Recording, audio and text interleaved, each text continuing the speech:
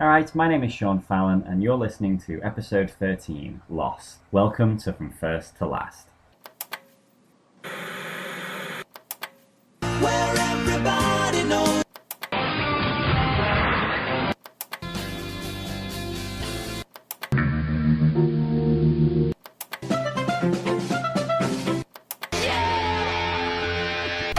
Hello again and welcome again. My name is Sean Fallon. This is From First to Last. Today is a very special episode as we have two guests today, two wonderful, wonderful guests. They're both writers. They're losties. She's a woman of science. He's a man of faith.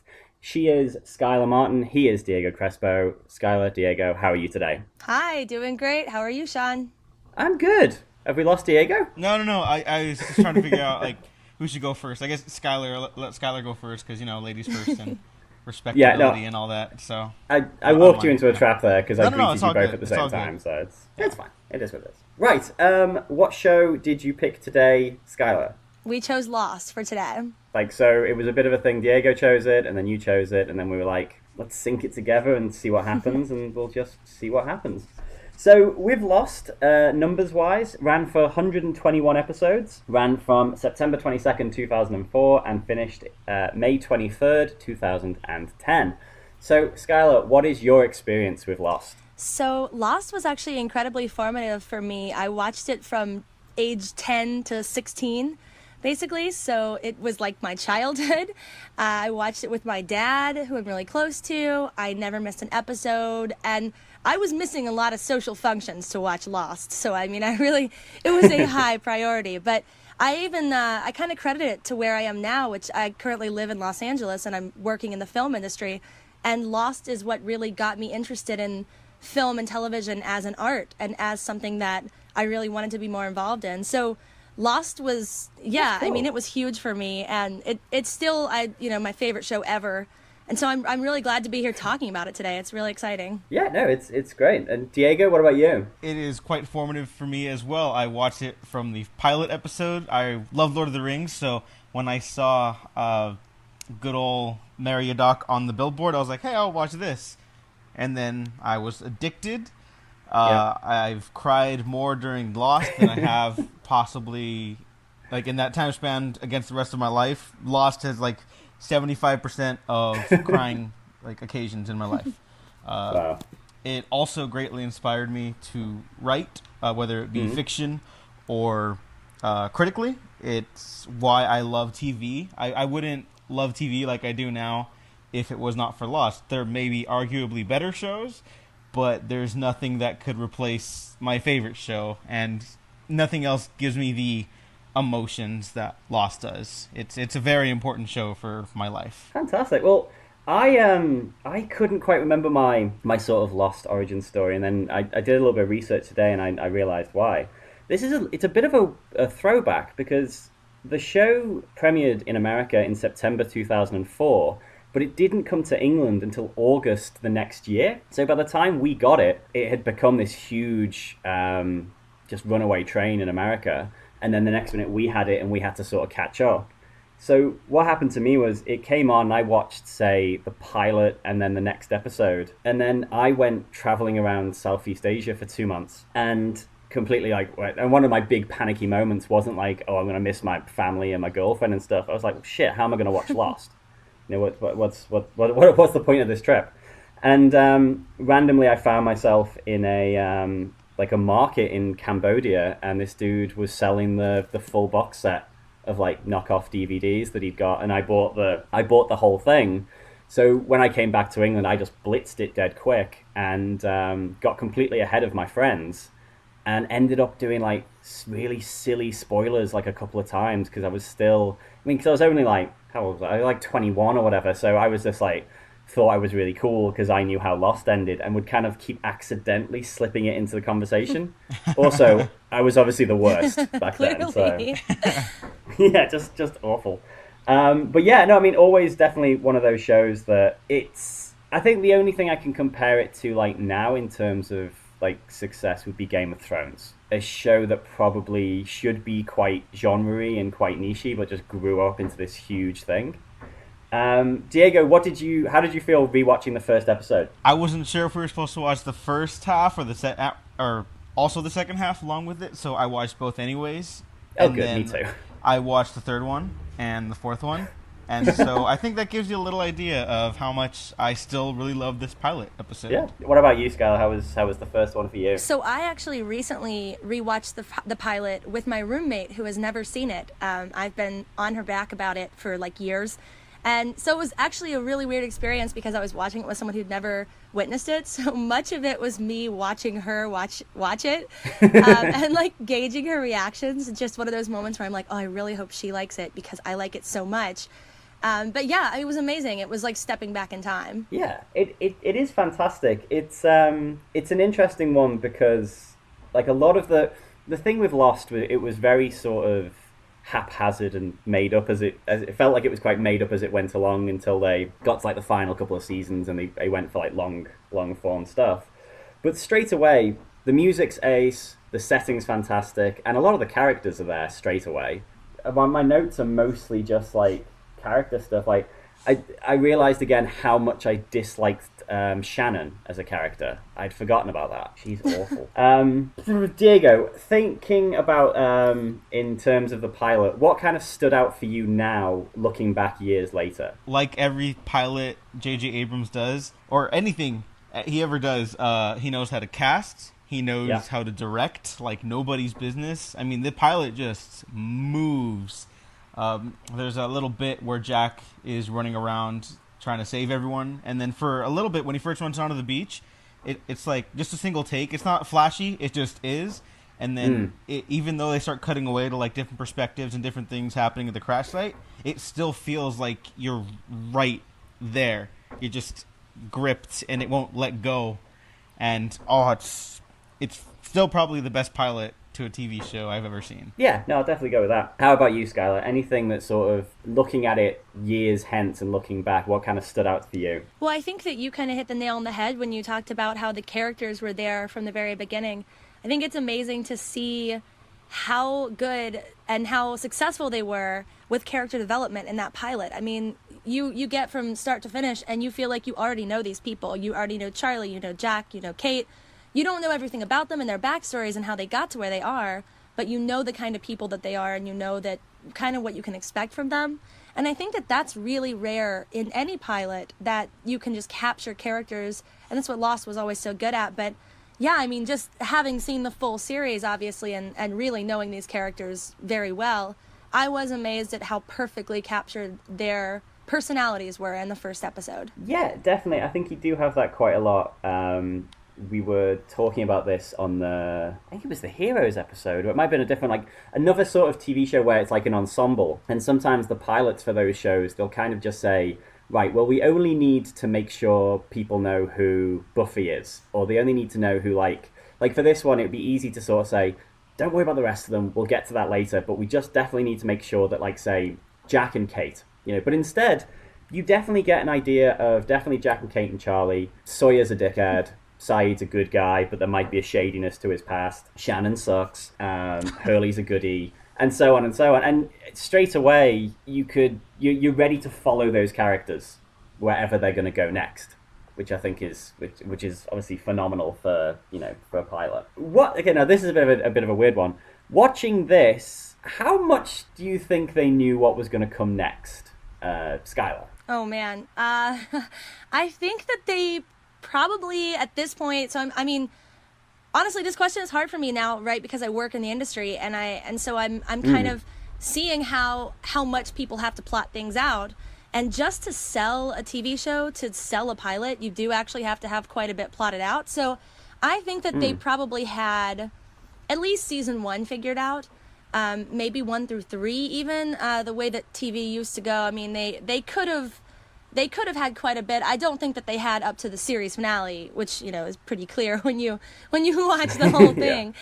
But I do think that they actually had quite a bit. I mean, they had these characters fleshed out from day one, I think, and they had their backstories. But as far as some of the mythology of the island and the specific questions that they introduced, I'm pretty sure they were making up a lot of that as they went. Yeah. Diego, same question. Yeah, I don't think they had much plotted out. Like Schyler rightfully points out, there's got to be a certain amount that they had to have had prepared, and like you both mentioned, the characters really feel comfortable from the get go, and as the show progresses, you really feel like, oh, some of this sci-fi or fantastical stuff, it feels kind of sometimes it feels like it came out of left field, and I think that is because not all of it was established from the get go.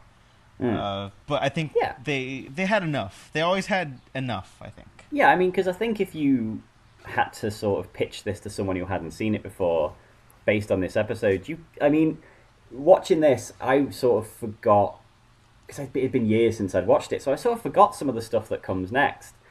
And I sort of watched this pilot, and I was like, oh yeah, what's the show about the monster loads at the start? And I was like, yeah, I think it was. And there was a lot more of like Jack doing emergency surgery on people and stuff like that. And I think it's interesting to see sort of like both what you're saying there of like a show like this with such a huge mythology, but it goes characters first and then world building. So by the time it did start to go super weird, as the show did go, you were in. Mm-hmm. You know, you were already hooked. You know, there was nothing that was going to keep you from wanting to see how. Because when I first watched it, like the plot that really sort of I thought was awesome was Charlie. Because I was like, this is going to go really, really interesting. Because he's going to run out of heroin soon, and I've got to see where that goes. Like for you, Diego, who was your favorite character on Lost? Actually, Charlie. I grew up. Saeed became like my dude down the line, and he was always really interesting too. But Charlie, because he was my entry point. He's the guy I pointed out in the billboard, big Lord of the Rings fan. So he was my dude that carried me through that first season. Not that it needed any extra help. That's a heck of a first season. Yeah, I mean, when I watched it, I watched the first season, I think, and then I watched the second, and the second lost me for quite a while. Like, I didn't come back to it for a few years, and then a few of my friends were like, oh, no, season 3 and 4 is amazing, you've got to get back before 5 starts. And then when I did get into it, I absolutely loved 3, and I think 4 was my favourite, but I might be mixing them all together. Is 4 where it's all flash forwards? 4 is the flash forwards, and that has the best TV episode ever. Which is The Constant. The Constant, yes. Absolutely. Yes, okay. See, one of my favourite episodes was Greatest Hits, which was like the sad Charlie one, where he knows he's going to die. It's so good. Yeah. I have my front license plate on my car is actually the looking glass that's from that episode. It's the Dharma symbol from that episode. I got it when I was 16 years old. My dad got it custom made because I was such a big, I was such a Charlie fan, and I was such a fan of Lost. And like now that I live in California, they're trying to make me take my front license plate off, which is really sad because it's been on there for years. But yeah, Charlie's the best. I had the one time I ever got any sort of Lost merchandise. I got a T-shirt that had like the Dharma symbol on it, and it said Dharma. And the first time I wore it, my wife was like, "What's that, Dharma and Greg?" And I just that was it. Then I couldn't wear it ever again. So that just ruined that whole thing. So obviously, Schyler, your favorite character, Charlie, and obviously all of our favorite episodes is the Constant. Charlie and Kate. I love divisive women, so I always loved Kate a lot. I was just like I am with Sansa Stark. I was like a big champion of Kate. Well, it's interesting because like doing some research for this, and I'm sure you two have probably stumbled upon this yourself. Like originally, Jack was going to be a bit of a fake out. Like Jack was going to be clearly the leader, played by Michael Keaton.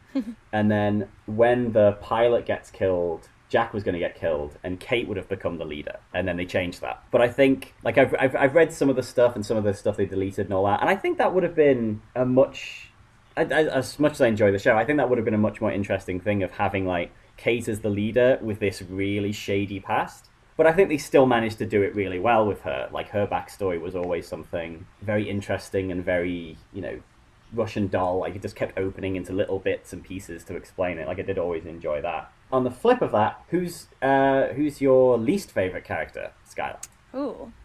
I mean, it's easy to go with your sort of, like, Ana Lucia's, but I'm going to skip that. I'm going to try to get a little more, like... I actually never really liked Jack. I mean, I disliked Jack for years and years. He was so whiny, he just cried a lot, and he was very, like, nice guy syndrome. But I will say that, like, that's something that I noticed rewatching the pilot and watching the series finale today. I watched it earlier. I didn't feel that deep hatred that I used to feel for Jack. And I don't know if it's like I just sort of knew it was, I just sort of knew what to expect, or if it's like something has changed in me, or I don't know, I need to rewatch the whole series because I remember like really disliking him. But like I said, I watched today and I was like, I don't know, I was there with him. He was always kind of our, reluctant hero, but that shtick just got kind of old to me. There was a big period for like a good 60 episodes where he would just end up crying at the end of the episode. And that horrible tattoo me. episode, it just like, it haunts me. And it's not Jack's fault that was his episode, but Jesus, that episode was horrible. And you know why they were finally able to give Lost an end date, right? I'm sure you both know that the tattoo episode was supposedly the one that they showed to executives and were like, hey, we need an end date because this is happening, and we're going to lose our audience. Yeah. Gosh. That's it's actually interesting, like you say there with Jack, like at the time not being a fan, then watching these 2 episodes. I was never really into Jack and Kate being a couple, but just watching the 2 episodes this morning, I was like, oh yeah, that does sort of make sense within these couple of hours. Like, the stuff in the middle never really sort of gelled with me. I was like, but yeah, no, they're little meet cute at the start and they're like tearful goodbye at the end. Yeah, no, that works for me. I'm quite happy with that. That's I think that's quite a weird effect of doing that, watching the first and the last, like not having the middle bit where the plot sort of runs out of steam. Like, I'm sure this is going to be the same when I do How I Met Your Mother. Oh God. Yeah. Oh, that's a whole other deal. Oh, geez, that finale. Yeah, I'm delaying that one. A lot of people want that one, but I'm delaying. Oh, I bet they do. Diego, least favorite character. I don't hate any characters on Lost, but Nikki and Paolo were useless. I don't know why. I mean, I think that's the easy answer, but they really didn't belong there. But I ended up coming around on them at the end because you get like a nice little Hitchcockian mystery episode where they both get buried alive, and that's just hilarious to me. But it's like a really good episode too, so it works on multiple levels. Yeah, and I mean, and it is supposed to be, that was like fan reaction. Like they started showing it, and those characters are coming in. The fans hated them so much that they were like, "Oh, we've got to just get the." Well, apparently they always say that they wanted to just get those characters out, and I do feel as though it is a bit of a fuck you to the audience of like, oh, you don't like these characters? Then we're going to bury them alive. If that's what you want, this is what you get. It's like, okay, that's a bit cruel, sort of turning it around on us. The plane crash in the first episode, I just forgot how good that was. Yeah, like visually astounding. Yeah. As someone, I mean, I fly pretty well, but my wife used to be like really scared of flying. And like I couldn't. We were going to watch Lost, and then I was like, oh no, I can't because it's got that plane crash. And then sort of watched it on the sly on YouTube, and was like, oh no, that plane crash is horrific. That's gonna scare the shit out of her. Don't want any of that. That's just that's never going to do any good. Interestingly enough, at the time when the show first came out, the first couple of seasons, I knew lots of people, and their complaint about the show was too many flashbacks. Thoughts? They're crazy. I think at a point in the first 3 seasons where the flashbacks, they do start to get a little unnecessary. But in the first season particularly, they're absolutely vital to discovering who these people are and where they are in their lives. Because, Lost is a double meaning thing. They're literally lost, but they're also lost in their lives.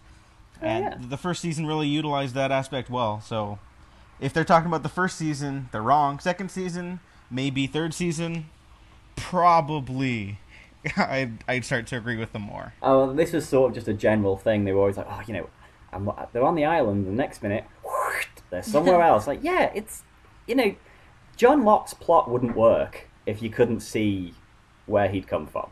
Yeah. That whole plot line would just completely fall apart. And same with, like, Sawyer and stuff like that, because it was a great way of, like, dishing out quick exposition for characters and then just tying it all together. And it was such a cool, like, obviously very much similar to what, help me, what's the name of that show that does it as well? Orange is the New Black. I was going to say Arrow, so I'm glad you said it first. I think from a storytelling perspective, flashbacks are brilliant because you can set up a very tense situation and then diffuse it and then return to it. And so you're essentially having like 10 really tense situations and almost like cliffhangers per episode, whereas you would normally have 1 or 2 if you're just following things chronologically. But I remember the flashbacks would often cut on like a really tense situation, and you would just have to like take a breather, but then you'd return to it and the atmosphere was still there. Yeah, I mean that's it. It's a great way to it's a great way to bring on guest stars as well. You can always just sort of bring on like, oh, this is my uncle whoever, and it's played by Brian Cox or something. And yeah, like you say, that idea of it's character building, but it also gives you though that sort of, because you can change genres as well within the show. You can have like obviously they're on an island and it's all survival, but then if you have like a Sawyer episode, then it's about being a con man. You can follow con man things, or if it was Miles, it was like a bit spooky and he was looking for ghosts and stuff like that. And it was such a good, almost a good cheat in order to just sort of keep the show fresh and interesting and moving, which is always good. Anything else you'd like to add about that pilot episode? Anything that really sort of you may have made a note about or thought of and think, I need to tell the world about it? Ooh. Give me a second. Schyler, do you have anything? Not that I can think of, although I do think that, I guess, Sean, you touched on this, but I agree completely about the Jack and Kate relationship, because I was always a Kate and Sawyer fan. And though the sexual tension there was still, like, palpable even in the pilot. But I do think that, like, I love that this show was so, like, rounded out so well. It was like completely a circular thing, and the pilot set up so many things that closed so brilliantly in the finale, and I had just forgotten that. And so that was, I think anybody who's a big fan of any TV show, this is now going to kind of inspire me to go back and watch the pilot and the finale of other shows, because it's a really interesting perspective. And I guess like shout out to you for having this idea for this podcast. It's awesome. Yeah, that's it. It's been very weird in that sense of seeing the full journey and seeing sometimes it works and sometimes it doesn't. But this was such a good one because it's such a vastly different show from actually say that the inspiration for this podcast was this show, because the only episode of this show my wife had seen was the first half of the last episode. And then when I sort of said to her, oh no, the show wasn't always like this, it used to be, less focused on like mystical stuff and the Man in Black and all that, and it wasn't so time travel-y. And she couldn't get her head around that, the idea that the show wouldn't be that. And that sort of started the germ in my head, and then eventually I had the idea. But actually watching the pilot and watching the last episode of this, yeah, they're very different in the sense of like realism, I guess. Like the first episode goes for more adventure and realism and survival, and the last episode is a bit more mystical and abstract, but it's the same show. It's 100% the same thing. It's 100% the same quality, music, direction, acting, and same themes as well. I mean, like Diego said there, the first episode is them getting lost, and the last episode is really them, the reward of finding each other, and their reward is that they get to move on, whatever that means. In terms of, I guess up to you. Like if that's a religious thing, or it just means they get to move on to star in other TV shows, then whatever. It's all good. Yeah, like if they hadn't used "and found" in a previous, I think it was season 2 episode, the season finale should have been called that. Yeah. Like this is how it would have been. I guess. Yeah, the direction in the pilot is fucking fantastic. I mean, that's what happens when you get J.J. Abrams. I mean, his worst movie, Star Trek Into Darkness, is still like directed spectacularly for a pretty not spectacular summer blockbuster. Yeah, and that's yeah. I think only one other director is able to outdo him, and that's Jack Bender, who's probably the most recurring director on Lost, and he just did that killer episode of Game of Thrones this season, and yeah, he's a rock star, man. Yeah, no, definitely. Well, okay. Well, I have just a random note, which is the scene where Jack is reciting like the story about him cutting open the woman by accident and all the blood coming out and the nerves and like angel pasta and all that, and having to count to 5. For some reason, that just really, and this might just be a silly point, it really struck me as like that's what he's read in his audition. That's the audition for that character. I don't know why that sort of just jumped out at me. And I was like, oh yeah, I imagine there's tons of reel of like different actors just saying that exact same speech, just sort of slightly out of breath, bit sweaty, pretending someone's stitching up their back. And that's just a point I made that doesn't really mean anything. Well, that little scene is so Jack, though. Like, that's Jack's character in like one scene. So I think you're probably exactly right. The fact that like again, back to the character development that's so good. I mean, one little scene and that's like, oh, that's who this guy is. Like, now we know him. Now we get him. Yeah, which is it's been interesting again with like you say, like going from like first to last and watching the first episode, and so many shows they've got most of the character shaded in, or they'll have like the outline in there, but they still need to add the color. But it's really satisfying when you have a show that just like puts a character down, a couple of lines of dialogue, a couple of actions, and then you just think to yourself, like, that character does not, like the character will change in terms of like character growth, but it won't, like the character doesn't change personality or change its like their basic building blocks, I guess. Like watching the X-Files pilot, Mulder and Scully are locked from the second they appear on the screen. And then watching this, so many characters, you're just like, oh yeah, that character is that now, and then that until they die or they get to the last episode or whatever. And that's fantastic. I mean, I absolutely love that. I love when that happens, and I think definitely Jack is one of those characters. Just a solid good guy who just doesn't want to be in charge and just can't get away. So, the last episode. Quick note on crying when we watch TV, which is probably going to come up a few times in this. So, to use sort of Game of Thrones as the example, have you, Schyler, have you watched all of the most recent seasons? Yes, I have. Of Game of Thrones? Yes, and I know Diego has, and obviously you know I have. So, the Hodor episode, the last episode where they pronounce Jon Snow King in the North, that was for me like a bit of a crying moment. Like I sort of welled up, because I was so proud of my boy. I've always been a Jon Snow fan, and now he's King in the North. I'm like, yeah, thank you, good work. And that was sort of tearing up. The Hodor episode, though, when that happened, that was like ugly crying, like really like nose running, like blubbering. And I kept a tally in this episode, and I probably ugly cried 7 times, which is pretty phenomenal. Yeah. It's so much, just constant, like, Schyler, what did you think of the final episode rewatching it? Well, I mean, I always cry when I watch TV or when I read books or when I watch movies or like when I'm listening to a song, like just all the time, really. I'm like, I'm very emotional, like a big crier. I don't cry much in like real life, but any kind of like art gets me. Yeah. But yeah, I liked it a lot more than I even remembered liking it. And I really wasn't one of the big like critics of the finale. I was always in it for the characters, and I was fulfilled by the characters in the end, and so I felt fine with it. But I still remembered being like, like, oh, that was really good, but that there was a lot that I had issue with.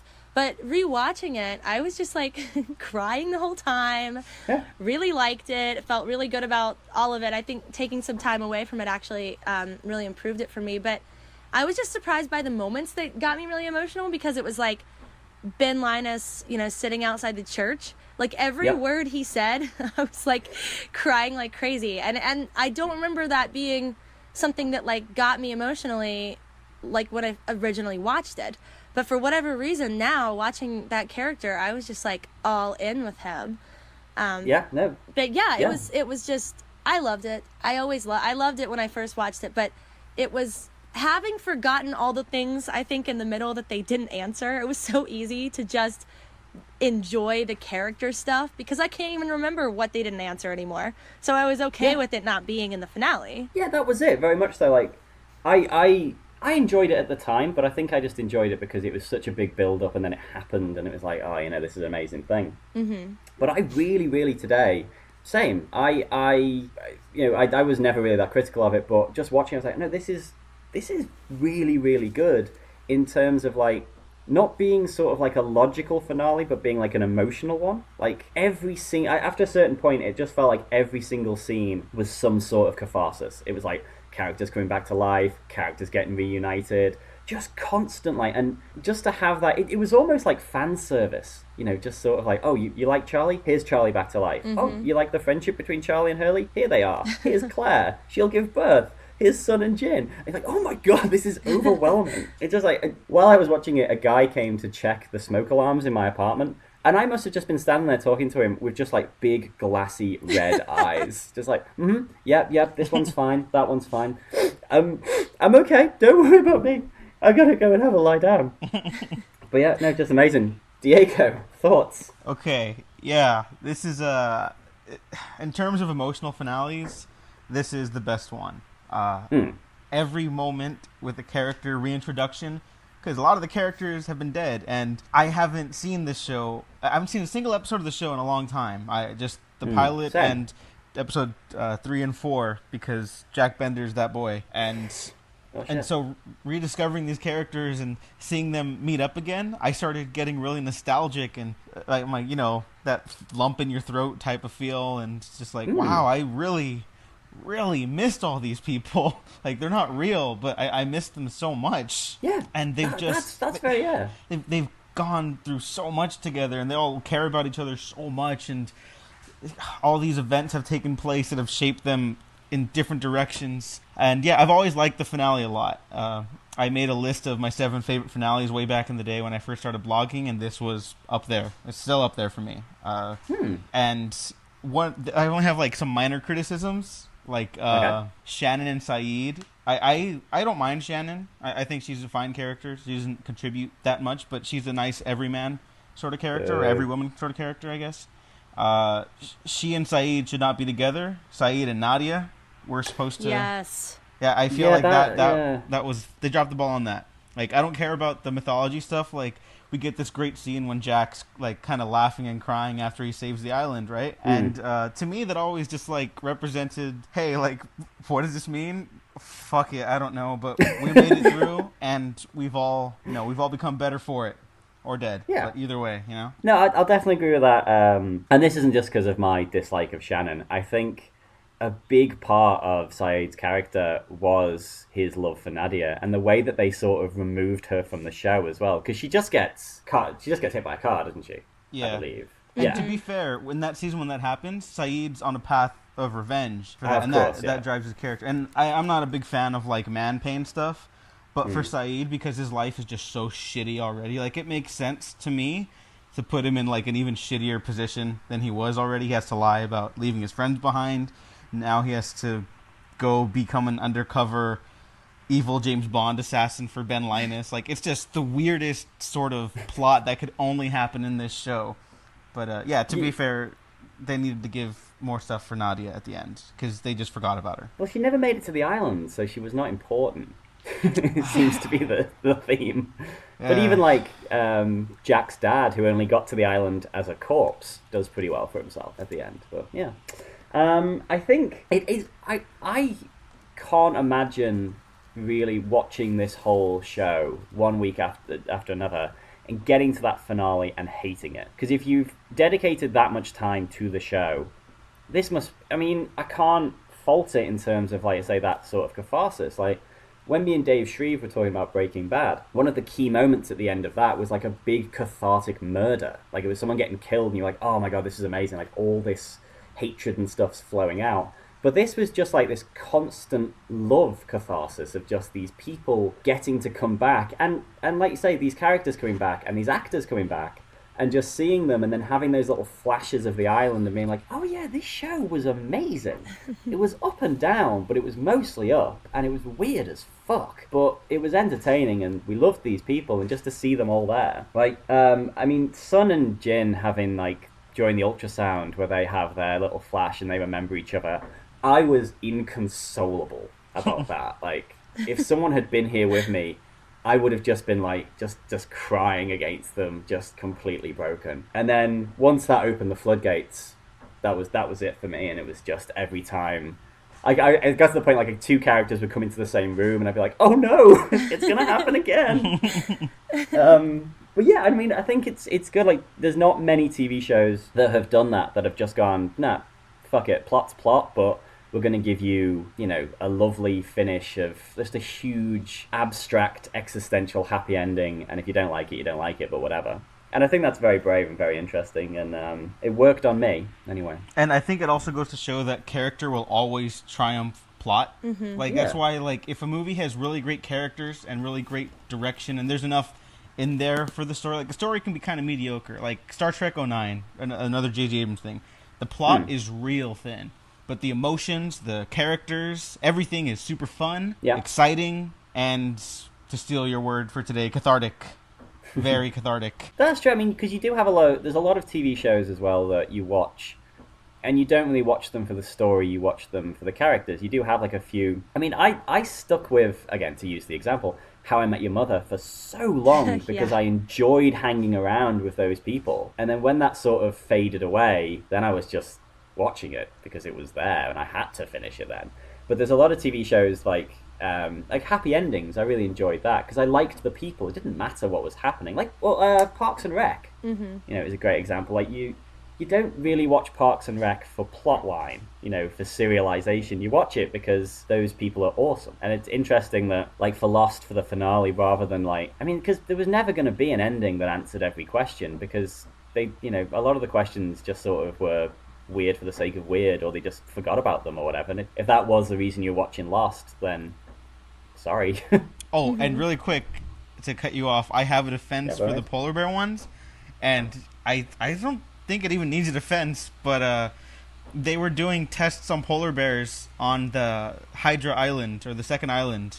They Yeah. explained that back in season 3, and I always saw a lot of people complaining about what were polar bears doing on the island. They told Well, you, that's- you weren't Yeah. paying Yeah, 'cause- attention.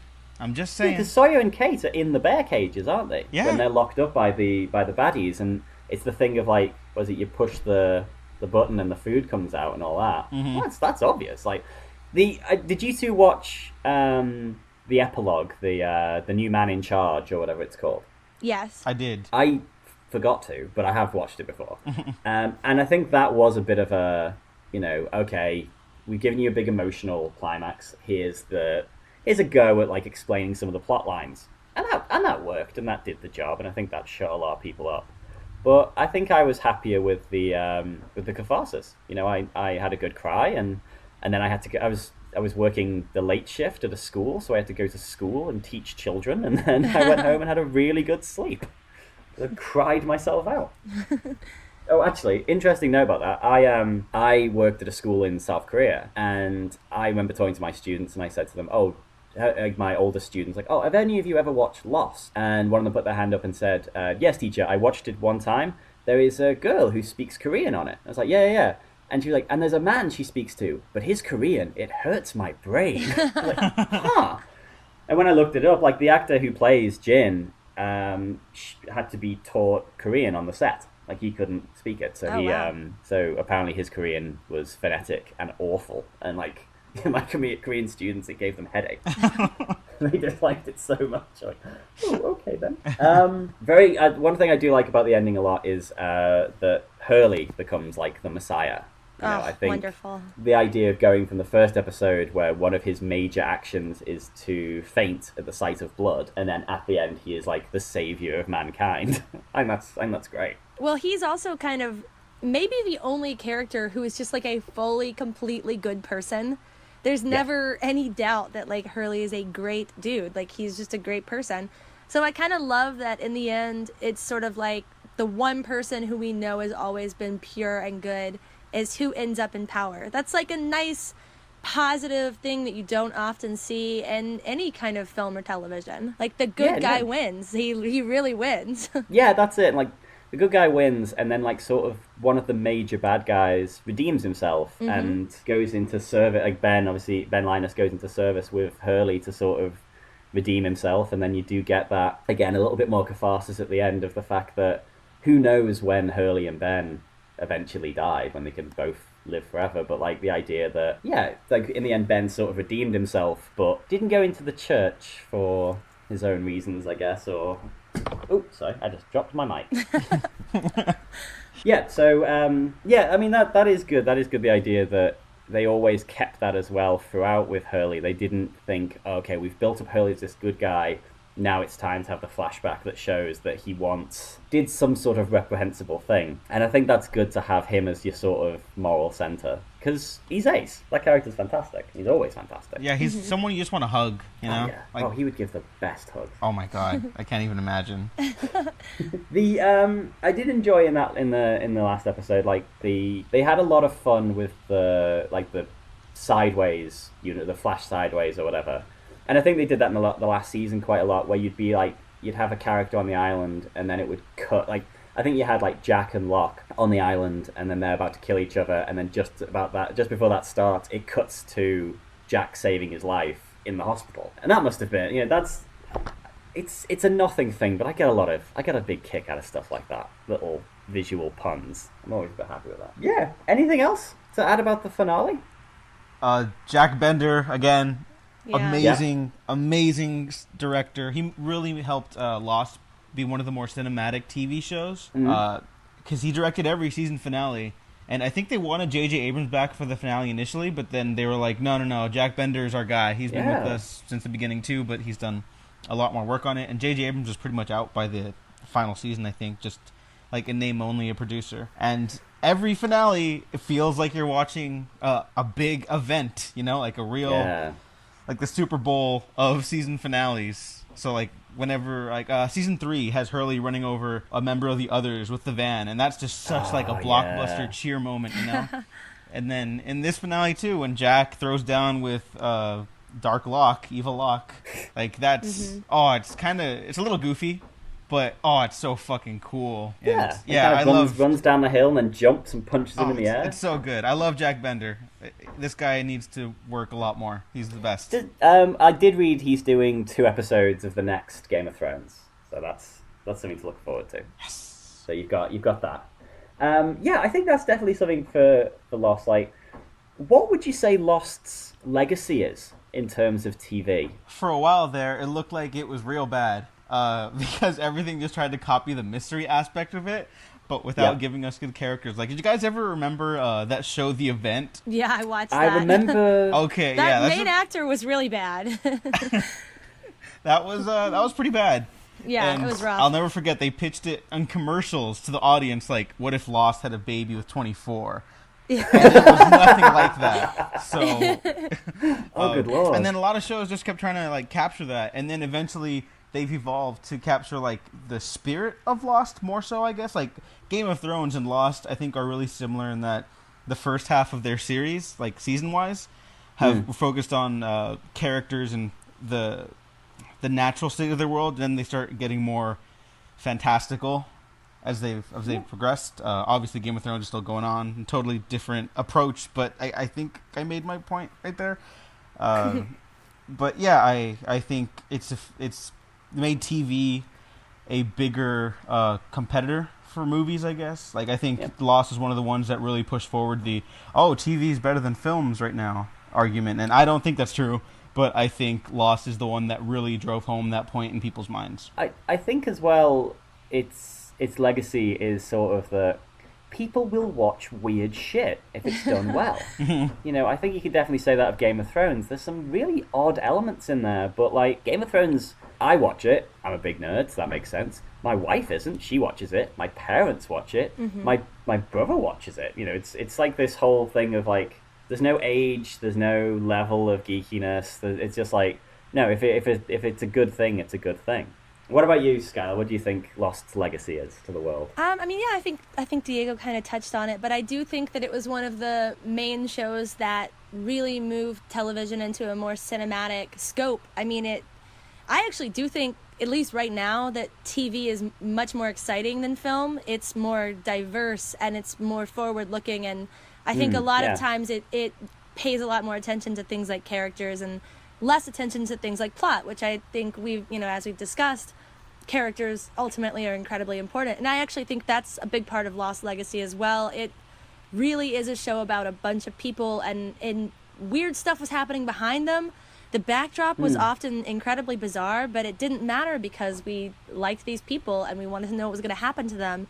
And so we would sit through an entire season of like time travel, which was awesome. I actually loved that season, but The season's amazing. yeah, but we would sit through just like weird stuff and just be fine with it because we liked these people and we wanted to know more. But and beyond that, I actually think part of its legacy is maybe a little bit of a negative, because now sticking the ending is really important, and you all the time hear critics and just like fans in general sort of talk about Lost being one of the shows that maybe didn't stick the ending because they had so many unanswered questions. So I think a part of its legacy is constantly things are going to be compared to it as far as the finale goes. Like, whether you loved the finale or hated it, your opinion, and everybody has a strong opinion. And so like a lot of shows aren't like that. You have things like even The Sopranos, which at the time its finale was this big kind of like, some people hated it, some people loved it, but you don't hear people call back to it the way that they do with Lost, and the way they do with like the creators of Lost, who still have to deal with all these questions and like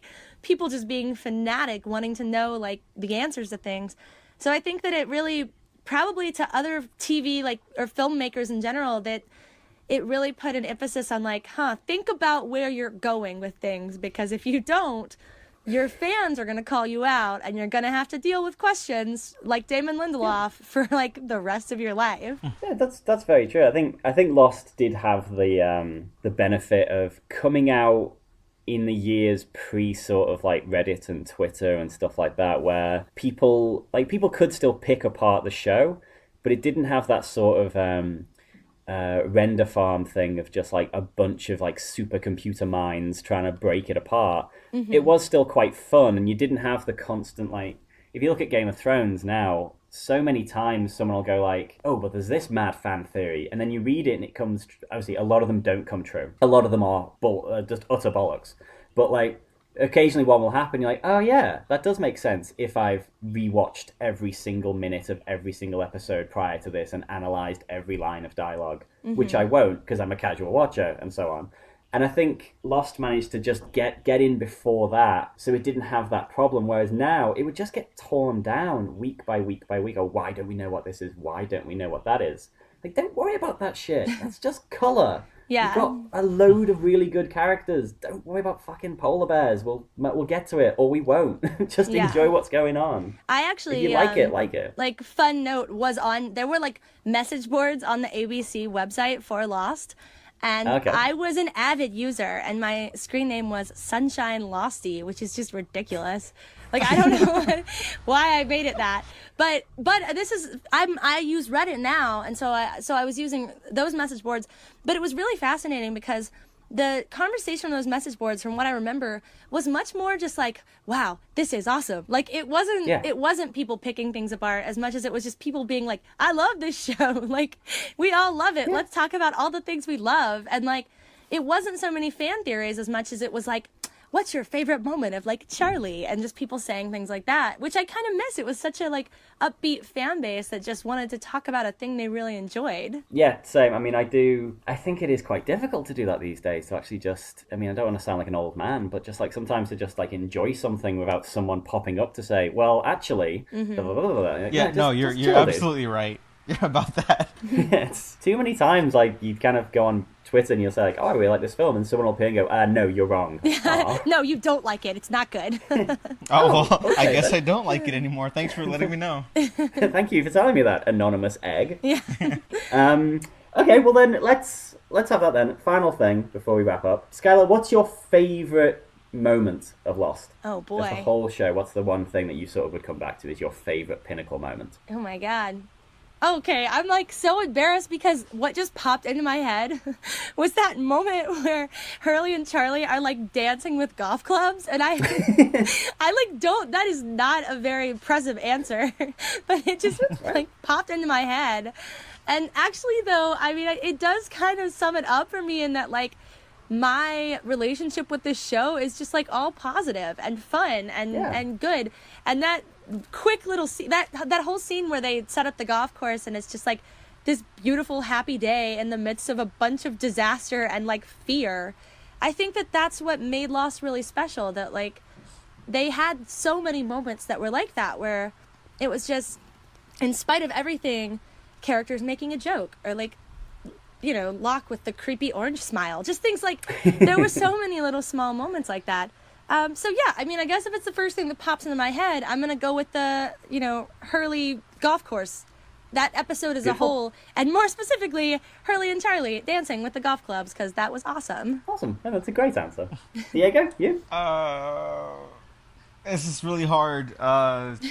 Obviously, any moment from The Constant, I think, is peak science fiction, peak storytelling, peak direction, peak acting. Like, it just is.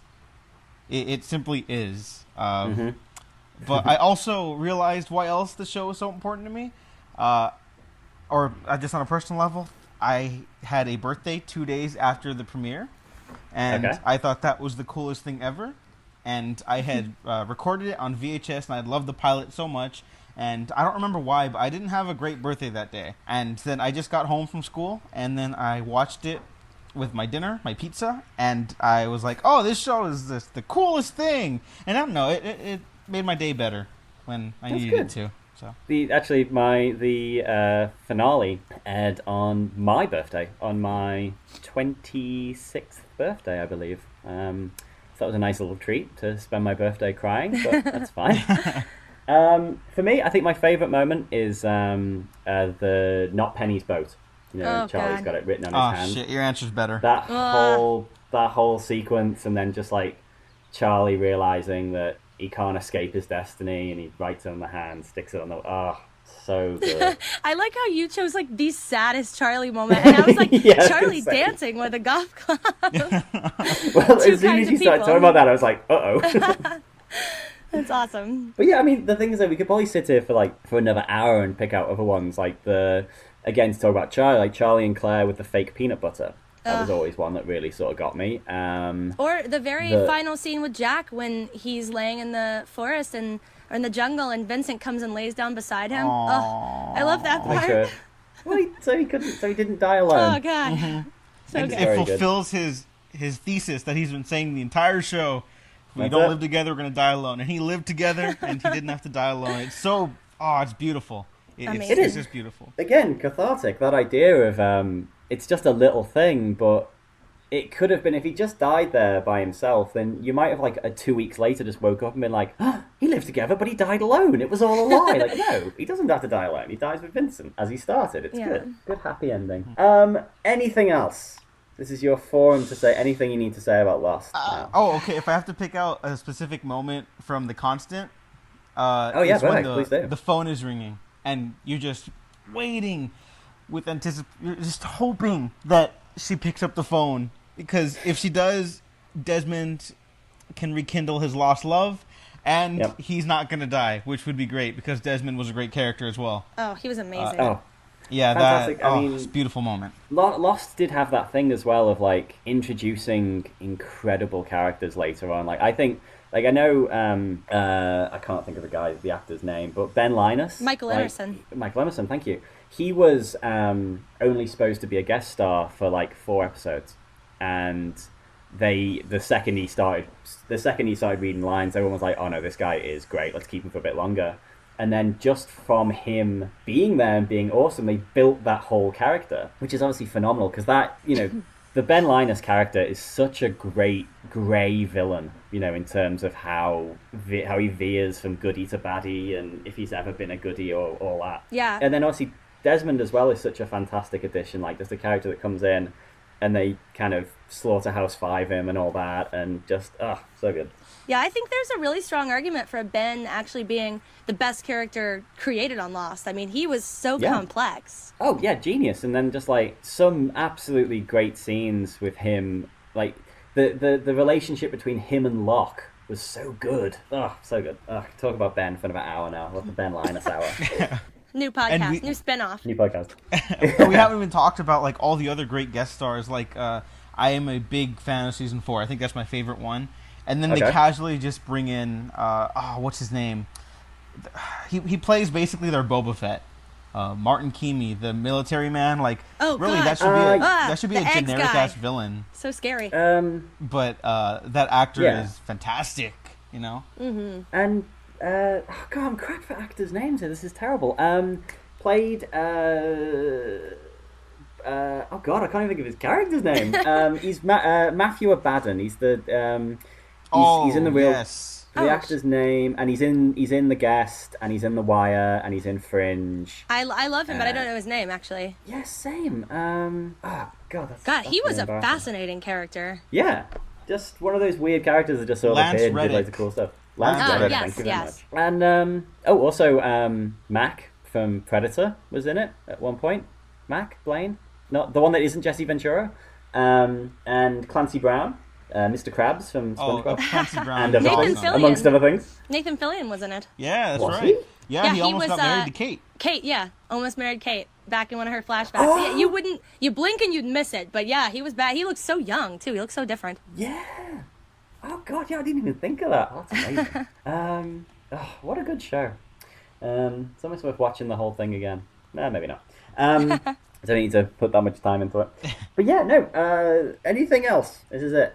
You can't talk about Lost anymore after this. This is the last go. Never man. again. This Never is the again in end. my life. This is the end. Yeah. After this, there'll be a bright light, and we'll all just move on. This is the most fun you've ever had, and that's it. Then you gotta go. Oh shoot! I'm like, I know I'm gonna forget something. As soon as we hang up, I'm gonna be like, oh shit, I should have brought this up. Yep. I mean, I think we can all agree like the least good. The worst episode is the Thailand tattoo one. Yeah. Yes.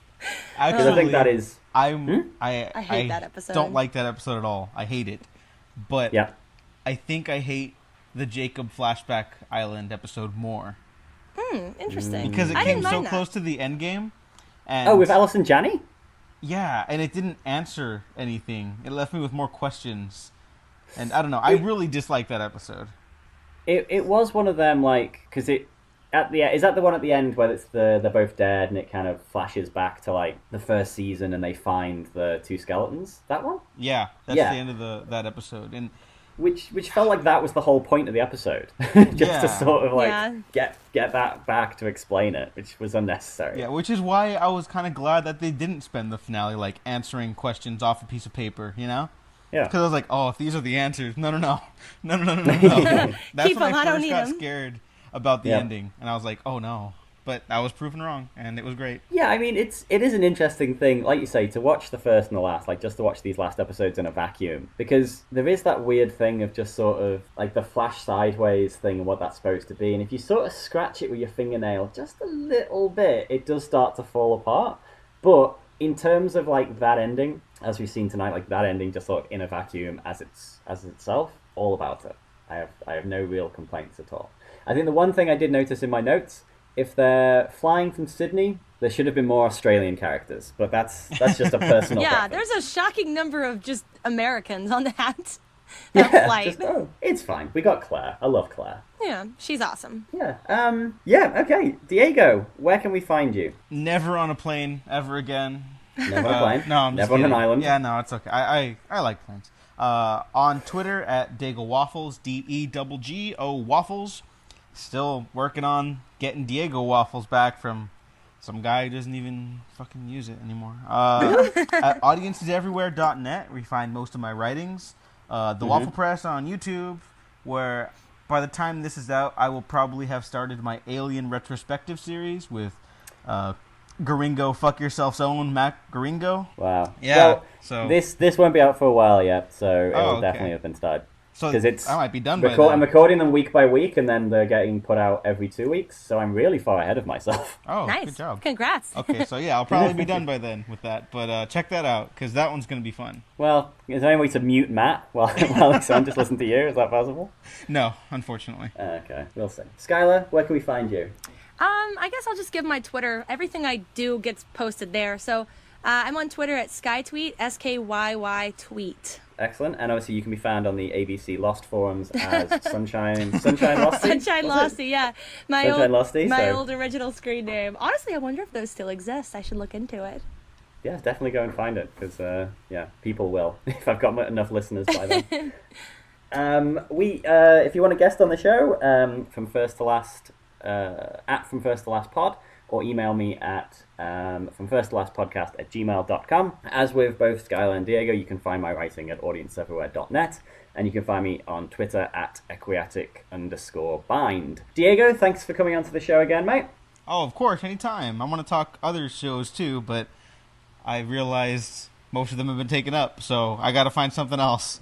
You will, mate. There's enough. There's billions and billions of shows. I'm sure we'll be fine. We can do like Flash Forward or the event or You know Oh, wow. what? I got to do something I don't like, because the shows we've talked about together, I like them a lot. yeah, come and do like I'm waiting for someone to pick up like some shitty reality show. I want someone to do the Osbournes, but no one is biting. But I think the Osbournes might be a bit before your time. I do need someone maybe possibly a little bit older. So think of something. Anything. Okay. I'll Think get of back think to of the show you hate the most, and we'll you. go Oh, from fuck, that. we should do the newsroom. Ah, Newsroom. Perfect. I've never watched an episode of that. Looked like bullshit. Oh, Perfect. it is. We'll It's lock the that worst, It is the in. Oh, worst. that's fine. And that's like 3 seasons. unfortunately. Perfection. That's nice and long. Schyler, thanks for coming on. Thanks for making your debut with us. Yeah, thank you. It was very fun. Any excuse to talk about Lost for an hour, I will always take it. That's it. You don't get these opportunities all the time, so it's good to take them. Okay, well, my name is Sean Fallon. This has been From First to Last. Goodbye.